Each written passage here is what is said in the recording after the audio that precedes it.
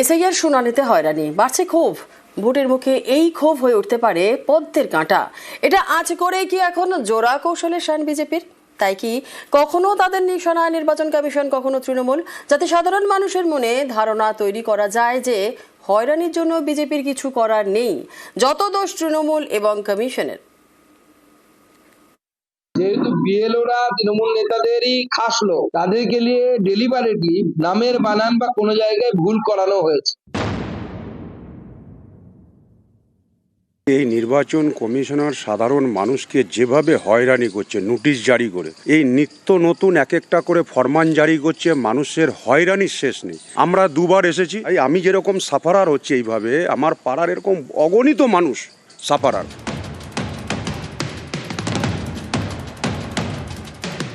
SIR শুনানিতে হয়রানি, এ নিয়ে ক্ষোভের পাহাড়। বিধানসভা ভোটের মুখে এই ক্ষোভ পদ্মে বড় কাটা হয়ে উঠতে পারে। এটা আঁচ করেই কি এখন জোড়া কৌশলে শান বিজেপির? তাই কি কখনো তারা নিশানা করছে নির্বাচন কমিশনকে, কখনো আবার শাসক শিবিরকে, যাতে সাধারণ মানুষের মনে ধারণা তৈরি করা যায় যে হয়রানির জন্য বিজেপি দায়ী নয়, যত দোষ কমিশন এবং তৃণমূলের।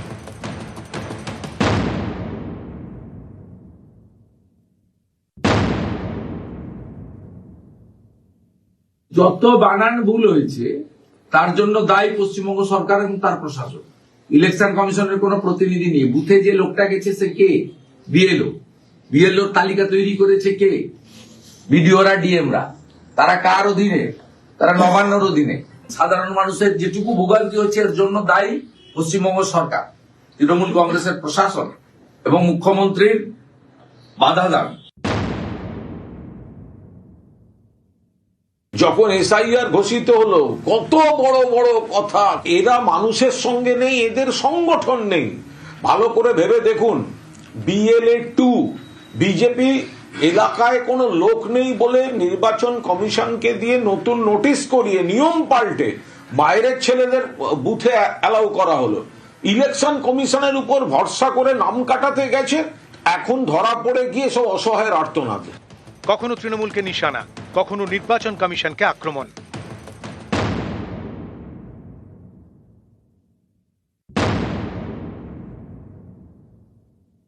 নির্বাচন কমিশন ভাবছে যে গোটা ভারতবর্ষের মতোই বুঝি পশ্চিমবঙ্গ তো সহজ নয়। পশ্চিমবঙ্গে যদি এই চোর বদমাশদেরকে ঠিক করতে হয়, সোজা আঙুলে ঘি উঠবে না। একটা ডিএম কে সাসপেন্ড করুন, দেখবেন সব বাপকে বাপ করে লাইনে চলে এসছে। আমি নির্বাচন কমিশনকে বলবো যে একটা ডিএম কে সাসপেন্ড করুন। ফ্লপ হিন্দি ছবির নায়কের মতো এত ডায়লগ মারছেন কেন? মহারাষ্ট্র, দিল্লি, বিহার, হরিয়ানা যেসব করে আপনারা পার পেয়ে গেছেন, কেউ ধরতে পারেনি। এখানে মমতা ব্যানার্জি ধরেছেন, একজন রোহিঙ্গা ভোটার লিস্টে পার করতে পারেনি। তাদের যদি এত কিছু করার ইচ্ছা থাকে, যান না, আপনাদের তো সব লোকজন। এরই মধ্যে নির্বাচন কমিশনার জ্ঞানেশ কুমারকে রাজ্যে আসার দাবি করেন শ্রমিক ভট্টাচার্য।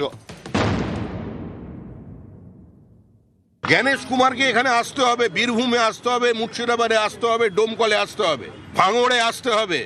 পশ্চিমবঙ্গে এসআইআর এর নামে যে প্রহসন চলেছে, এসআইআর কে সম্পূর্ণ করতে হবে। আমাদের ফর্ম 7 জমা নিতে হবে, তারপর হিয়ারিং করে মাইক্রো লেভেলে ওরা যেভাবে এনকোয়ারি করতে চান করে ভোটার লিস্ট পাবলিশ করুন। নিউজ 18 বাংলা। মৃত ভোটারের ভোটে তৃণমূল ক্ষমতায় বলে তোপ বিপ্লবের। মৃত ভোটারদের হয়ে তাই তৃণমূল কথা বলছে বলে কটাক্ষ এসআইআর এ তৃণমূলকে তোপ ত্রিপুরার প্রাক্তন মুখ্যমন্ত্রী বিপ্লব দেবের।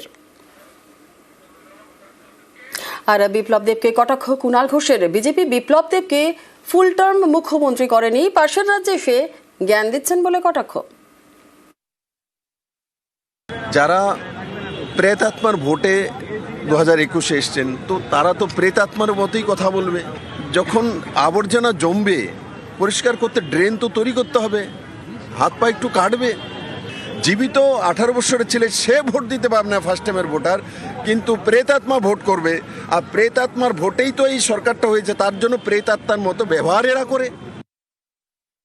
বিপ্লব দেব ত্রিপুরার বিশিষ্ট নেতা, তিনি এমন একজন মুখ্যমন্ত্রী, তার পার্টি তাকে পুরো টার্ম মুখ্যমন্ত্রী রাখার যোগ্য বলেই মনে করেনি। তাকে সরিয়ে দিয়ে ডক্টর মানিক সাহাকে মুখ্যমন্ত্রী করেছে, তিনি এসে পাশের রাজ্যে জ্ঞান দিচ্ছেন। কোনো কথা হলো? একবার ফুল টার্ম কমপ্লিট করতে পারেননি। আর যত ভুল ধারণার উপর থাকবে বিজেপি, তত বেশি করে চোরাবালিতে ডুববে। বিজেপি সভামঞ্চে আগুন ভাঙচুরের অভিযোগ, বেহালার শখের বাজারে তুলকালাম। ঘটনাস্থলে দমকল পুলিশ বাহিনী, তৃণমূলের বিরুদ্ধে হামলার অভিযোগ বিজেপির। সভামঞ্চের কাছে বরিশাল ক্লাবে খেলা চলাকালীনই হামলা, বিজেপির বিরুদ্ধে পাল্টা হামলার অভিযোগ তৃণমূলের। আগুন লাগিয়ে দিয়েছে, জ্বলছে এখন আগুন লাগিয়ে দিয়েছে, আগুন লাগিয়ে দিয়েছে, জ্বলছে এখন আগুন লাগিয়ে দিয়েছে, আগুন লাগিয়ে দিয়েছে, জ্বলছে এখন আগুন লাগিয়ে দিয়েছে, আগুন লাগিয়ে দিয়েছে, জ্বলছে এখন বিজেপি সভামঞ্চে আগুন ভাঙচুরের অভিযোগ, বেহালার শখের বাজারে তুলকালাম। ঘটনাস্থলে দমকল পুলিশ বাহিনী, তৃণমূলের বিরুদ্ধে হামলার অভিযোগ বিজেপির।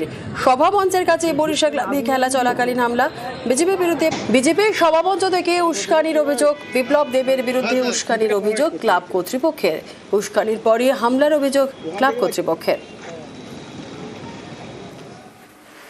জায়গার নাম বেহালা, বেহালাকে বেহাল করে রেখেছে।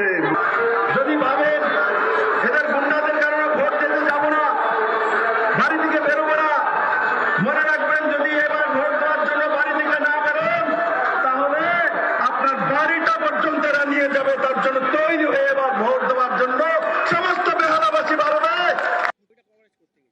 সুভাষ চন্দ্র বোসকে স্মরণ করে প্রতি বছর 23শে জানুয়ারি ব্যাডমিন্টন টুর্নামেন্ট হয়। আমাদের ব্যাডমিন্টন টুর্নামেন্ট আজকে ফাইনাল, আজকে সেই সন্ধ্যাবেলা অনুষ্ঠিত হবে। তার আগে গিয়ে ওখানে দণ্ডবন্ধ করে দিয়ে চলে দক্ষিণ কলকাতা সভাপতি ছিল বিপ্লব দেব, স্টেজ থেকে উস্কানি দিয়েছে। তার নেতৃত্বে বেহালার যত বিজেপির ওয়ার্কার ছিল সবাই গেছে। আমরা সবাই নামে বিপ্লব দেবের নামে এফআইআর করবো। আমরা ক্লাবে ঢুকে হাঙ্গামা করেছে, ওড়িশা ক্লাব আগুন লাগানো হচ্ছে, সেটা কারা লাগানো? বিক্ষোভে মানুষ অনেক কিছু করতে পারে। আপনি আমার ঘরে ঢুকে মারবেন, আমরা যদি কিছু তার ঘটে তার দায় মানুষ নেবে না। বিজেপির বিরুদ্ধে ক্লাবে ভাঙচুরের অভিযোগ তৃণমূলের। সভা শেষে ক্লাবে হামলার অভিযোগ বিজেপির বিরুদ্ধে।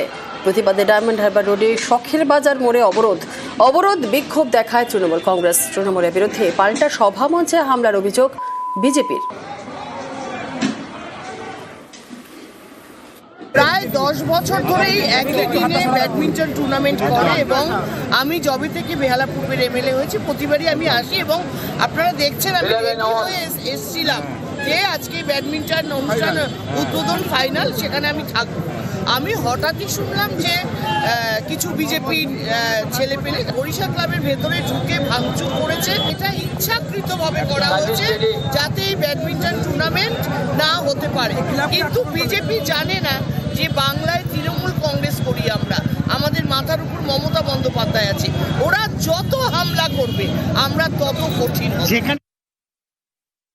আমি যখন বক্তৃতা দিচ্ছিলাম তখনও মাইক টাইক চারিদিক দিয়ে লাগিয়ে ডিস্টার্ব করছিল, তবুও চলো আমি আমার ভাষণ দিচ্ছি, লোক তো চলে এসছে।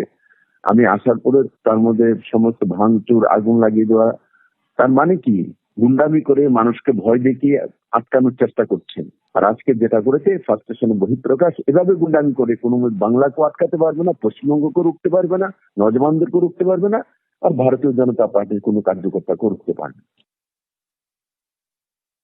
খুনের হুমকি তৃণমূল নেতার। ব্যক্তিগত জমিতে নর্দমা তৈরি নিয়ে ঝামেলার মহিলাকে কুপিয়ে পুড়িয়ে মারার হুমকি।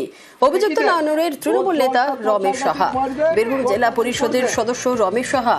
তৃণমূল নেতার হুমকির ভিডিও ভাইরাল।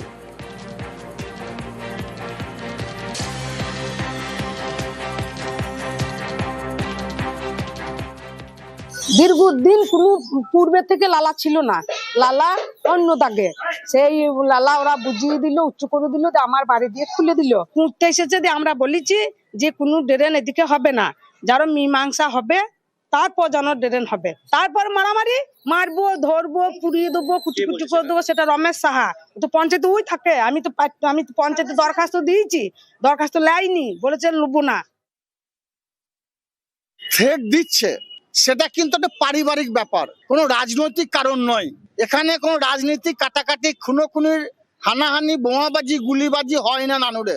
2011 প্রাককালে যেটা ঘটতো, তৎসত্ত্বেও যদি এই ঘটনার সত্যতা থাকে তাহলে যাদেরকে থ্রেট দিয়েছে তাদের উদ্দেশ্যে বলবো আপনারা থানায় গিয়ে কমপ্লেন করুন।